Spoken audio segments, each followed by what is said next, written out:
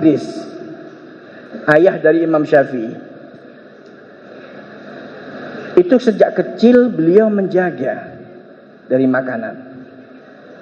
Ketika dia belajar, dia mencari makan pada saat itu, dia nggak ada makan pada saat itu. Ternyata dia jalan melihat ada satu buah delima jatuh dari pohonnya. Karena dia lapar, akhirnya diambil oleh Imam Idris dan dimakan karena lupa ya, sudah lapar itu lupa sudah, dimakan. Setelah makan buah delima, kenyang, baru ingat, ya Allah, ini buah delima punya siapa ya? Saya belum izin, belum minta kepada pemiliknya. Dicari, siapa pemilik pohon delima ini? Akhirnya tanya, ternyata dapat orang yang punya buah delima tersebut, pohon buah delima. Datangi itu orang. Dia mengatakan, Pak, saya datang ke sini mau tanya apa betul pohon delima itu milik Bapak? Iya betul. Kenapa? Ya saya minta halalnya Pak. Saya tadi dalam keadaan lapar. Saya makan buah delima, ada buah delima jatuh dari pohon. Saya tidak ingat lagi karena saya lapar lupa, sehingga langsung saya makan. Kata si pemilik itu, dia mengatakan, ini bukan anak sembarangan ini. Ini anak luar biasa ini. Satu buah delima jatuh dipikiri sampai dia nangis minta halalnya daripada buah delima.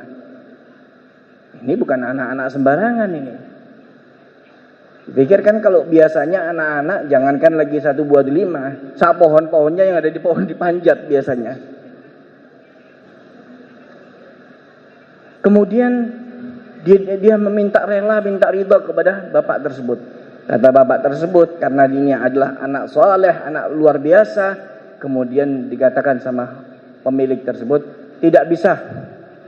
Saya tidak halal apa yang kamu makan kecuali kamu berkhidmat kepada saya selama 2 tahun.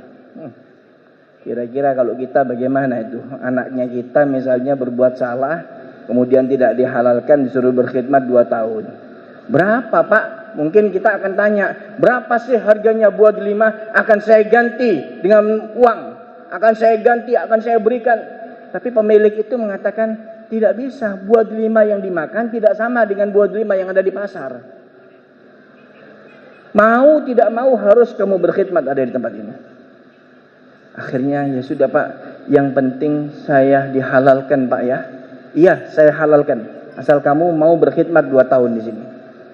Berkhidmat dengan ibadahnya, dengan sholatnya, dilihat rajin sekali oleh pemilik tersebut. Senang sekali si pemilik tersebut, sampai setelah 2 tahun. Kemudian syarat yang pertama kamu harus berkhidmat 2 tahun di sini. Syarat yang keduanya apa Pak? Nanti kamu jalankan 2 tahun dulu, baru nanti saya akan kasih syarat yang kedua.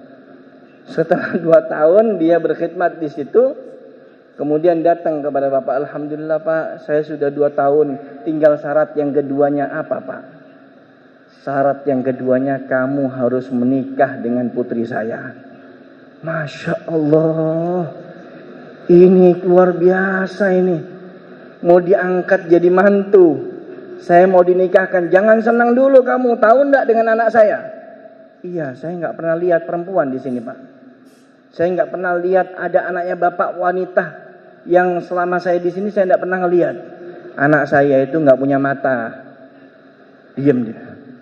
Anak saya enggak punya telinga. Anak saya enggak punya hidung. Anak saya enggak punya mulut. Anak saya enggak punya tangan. Anak saya enggak punya kaki. Diam itu Imam Idris. Ini mau nikah sama orang atau sama golean ini? Bingung ini mau nikah sama siapa? Mata enggak ada, hidung enggak ada, telinga enggak ada, tangan enggak ada, kaki pun juga enggak ada. Terus bagaimana ini?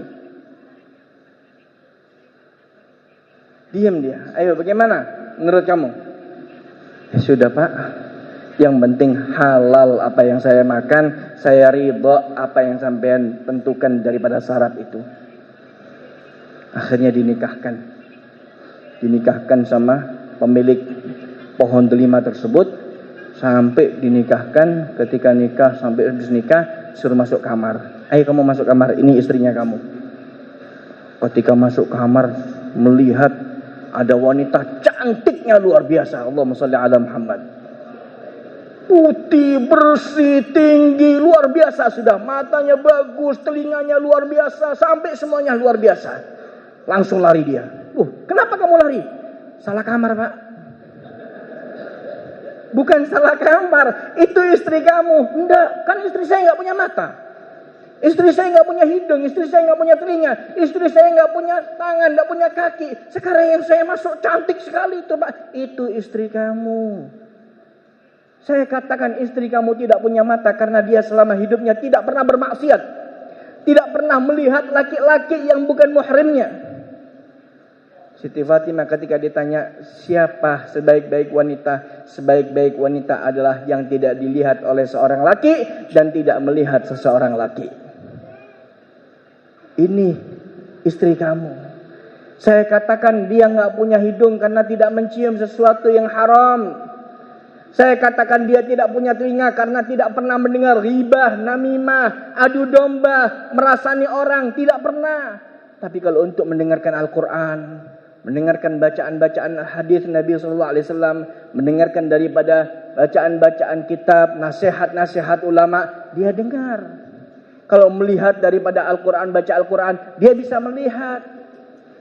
Saya katakan dia tidak punya mulut karena dia tidak berbohong.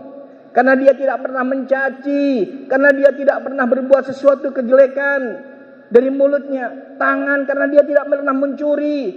Tapi kalau untuk membawa Al-Quran, untuk membawa daripada kitab, untuk membawa suatu kebaikan, dia ada tangannya. Saya katakan dia tidak punya kaki karena tidak pernah melangkahkan kakinya tempat-tempat maksiat. Tetapi kalau untuk ke masjid, kalau untuk ke majelis, kalau untuk tempat-tempat yang baik, nomor satu anak saya, itu istrimu. Alhamdulillah, kata Imam Idris. Masuk kamar. Dalam 1 tahun punya anak. Siapa? Imam Syafi'i. Pantas kalau Imam Syafi'i 7 tahun hafal Quran. Kenapa? Bapak sama ibunya luar biasa.